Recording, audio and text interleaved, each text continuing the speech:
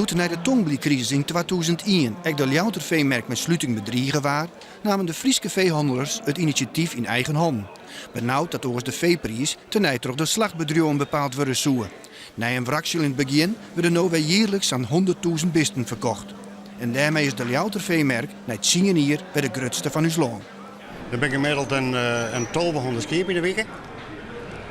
Ongeveer zo'n 800 kuil nog de laatste tijd in de week. En dan gemiddeld een dikke 400 koeien. En hoe is de sfeer altijd? Prima. Prima. Dat is de handel wordt daar vertrouwd, hè? Ja? Ja. Dat je er wel niet om tafel nou en dan. Ja, maar dat is een spel, hè? Handel is een spel, hè? Dat is, ze rennen ze even voor, ze komen bij Bram. Dan krijg je een beetje boos, maar dat is net zo, hè? Joert was feestelijk stilstaan bij het jubileum bij de verkoop van het miljoenste bist terugdeputeerde Hans Konst. Melkvee is voor Friesland ongelooflijk belangrijk.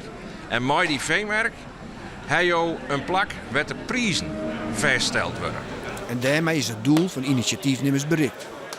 We zien nou elke week dat de prijs omheen gaat omdat de vraag is naar kei. En dat merk je hier. Hier gebeurt de handel hier wordt een prijs zetten. En die kei die hier net komen, die profiteren van die prijs die hier zetten wordt. Dochs binnen de Frieske keepje nog net tevreden. Want de landelijke maatregels voor de handel op de veemerk in viesten te vier.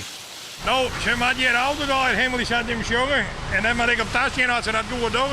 En dan moet ze nooit het auto dat smetten, want ze mooi zo'n netsmarkt dat ik op je. Nee, ze willen eigenlijk maar die keel, als een koud keel bij mij, moet ik de keel een deerspuitje die eruit komen. Of ik moet de keel een groot maandje bij mezelf thuis. Ik moet de keel net van de meesterij vergeven. Dat is toch raar? Ja, het is heel raar, want als ze van de meesterij gaan, gaan ze uiteindelijk ik van de deel laten. No? We willen net dat we alles regels trouw hebben, we willen het best aanpassen. Maar alles wat overbodig is en wat net nodig is, dat moet trouw en dat giet er ik wel aan.